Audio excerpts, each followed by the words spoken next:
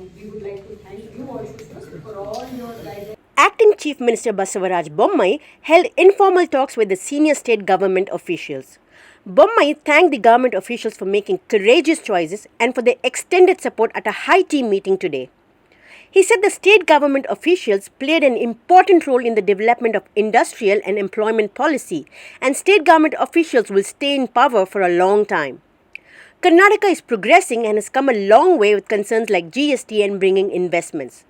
The development of the state greatly depends on the involvement of the state's senior officials. Let's all try to further Karnataka's overall growth, said Acting Chief Minister Basavaraj Bommai. Try our best, and we would like to thank you also, sir, for all your guidance, advice, support, and supervision, sir. And it was a very good experience, sir, working. And we, from our side, sir, we are committed to ensure that Karnataka is our state and it should become #1 state in the country, and we are progressing towards that, sir. This is our commitment from ಎಲ್ಲರ ಕಡೆ ನಾನು ಹೇಳ್ತಾ ಇದ್ದೀನಿ, sir. Thank you.